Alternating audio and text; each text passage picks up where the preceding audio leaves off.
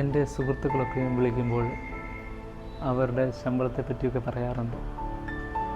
നല്ല ശമ്പളങ്ങൾ വാങ്ങും അവർ, 1.5 ലക്ഷത്തോളം. ഈ ജീവിതത്തിലൂടെ മുന്നോട്ട് പോകുമ്പോൾ മറ്റുള്ളവർക്കായി ഈശോയുടെ മുഖം കാണിച്ചു കൊടുക്കാൻ സാധിക്കുന്നതിൽ പരം വേറെന്ത് നന്മ പ്രവൃത്തിയാണുള്ളത്.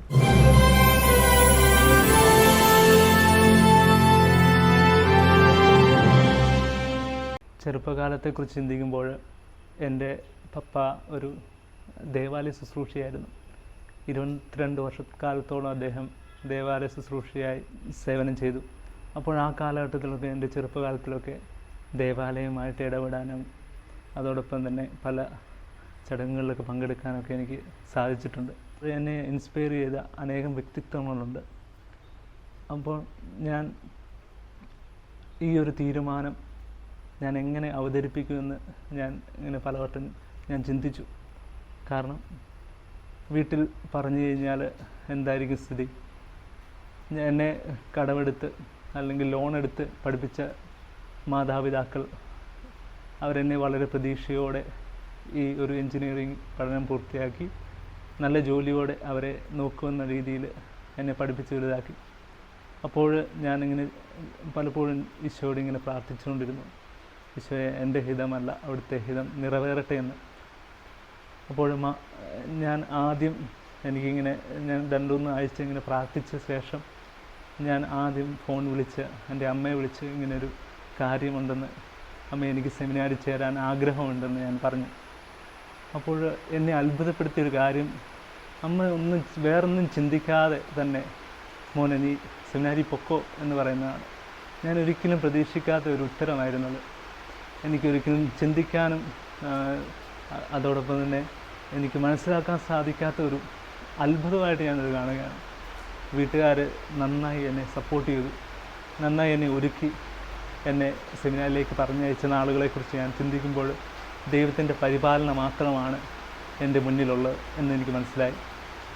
അതോടൊപ്പം തന്നെ സെമിനാരിയിൽ ചേർന്ന ശേഷവും പല കാര്യങ്ങൾ പഠിക്കാനും അതോടൊപ്പം തന്നെ പല കഴിവുകളും വളർത്തിയെടുക്കാൻ എനിക്ക് സാധിച്ചു. ഈ സെമിനാരി കാലഘട്ടത്തിലൂടെ മുന്നോട്ട് പോകുമ്പോൾ എനിക്കൊരു കാര്യം ഉറപ്പാണ്, ഈശോയുടെ ആ വിളിക്കനുസരിച്ച് നമ്മൾ നീങ്ങുകയാണെങ്കിൽ നമ്മൾ ഒന്നിനെക്കുറിച്ചും ആകുലപ്പെടേണ്ട. നമ്മുടെ ജീവിതത്തിൽ സംഭവിക്കുന്ന പല കാര്യങ്ങളും അത് ഒരിക്കലും ഒരു നിമിത്തമായിട്ടല്ല, മറിച്ച് അത് ദൈവത്തിൻ്റെ പരിപാലനയുടെ ഒരു മറുമുഖം തന്നെയാണ്. അപ്പോൾ ഈ നാളുകളിലൊക്കെയും എനിക്ക് ദൈവവിളിയെ സ്നേഹിച്ച് മുന്നോട്ട് പോകുമ്പോൾ എനിക്ക് ആനന്ദം അനുഭവിക്കാൻ സാധിക്കുന്നു.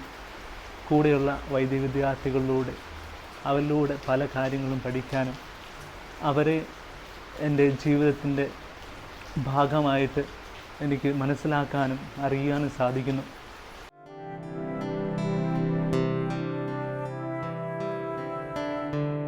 ബിടെക് പഠനത്തിന് ശേഷം ഒരു നല്ല ജോലി എന്ന ആഗ്രഹം എൻ്റെ മനസ്സിലുണ്ടായിരുന്നു.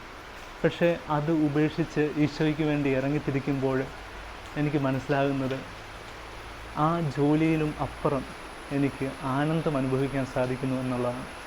സോഫ്റ്റ്വെയർ എൻജിനീയറിംഗ് എന്ന് പറഞ്ഞു കഴിഞ്ഞാൽ അടിച്ചു പൊളിച്ച് ജീവിക്കാനും അതോടൊപ്പം തന്നെ വളരെയധികം ശമ്പളം നേടാനും സാധിക്കുന്ന ഒരു പ്രൊഫഷൻ തന്നെയാണ്. എൻ്റെ അയൽക്കാരും സുഹൃത്തുക്കളുമൊക്കെ എന്നെ ഈ ദൈവവിളിയിൽ നിന്ന് മാറ്റി നിർത്താൻ ശ്രമിച്ചപ്പോഴും ദൈവം എന്നെ വിളിച്ചെന്നുള്ളൊരു ബോധ്യം മനസ്സിലുണ്ടായിരുന്നു. ഞാൻ ഇത് എൻ്റെ പപ്പയോട് പറഞ്ഞു കഴിഞ്ഞപ്പോൾ പപ്പ സന്തോഷത്തോടെയാണ് എന്നോട് പെരുമാറിയത്. സഹോദരന്മാരോട് പറഞ്ഞപ്പോൾ ഇത് തന്നെയാണ് സംഭവിച്ചത്. അപ്പോൾ എന്നെ അത്ഭുതപ്പെടുത്തിയത് ഒരു കാര്യം തന്നെയാണിത്. എൻ്റെ സുഹൃത്തുക്കളൊക്കെയും വിളിക്കുമ്പോൾ അവരുടെ ശമ്പളത്തെ പറ്റിയൊക്കെ പറയാറുണ്ട്. നല്ല ശമ്പളങ്ങൾ വാങ്ങും അവർ, 1.5 ലക്ഷത്തോളം. പക്ഷേ ഈ പ്രലോഭനങ്ങളിലൊന്നും എന്നെ വീണ്ടും എൻ്റെ ജീവിതാന്തസ്സിനെക്കുറിച്ച് റീതിങ്ക് ചെയ്യാൻ പ്രചോദിപ്പിച്ചിരുന്നില്ല. കാരണം ഈശോ എന്നെ സ്നേഹിക്കുന്നു എന്ന് തിരിച്ചറിയുന്നതിലൂടെ എനിക്ക് മറ്റുള്ളവരെ സഹായിക്കാൻ സാധിക്കുന്നു എന്നുള്ള ഒരു ഉറച്ച ബോധ്യം ലഭിക്കുന്നു. ഇനി ജീവിതത്തിലൂടെ മുന്നോട്ട് പോകുമ്പോൾ മറ്റുള്ളവർക്കായി ഈശോയുടെ മുഖം കാണിച്ചു കൊടുക്കാൻ സാധിക്കുന്നതിൽ പരം വേറെന്ത് നന്മ പ്രവൃത്തിയാണുള്ളത്.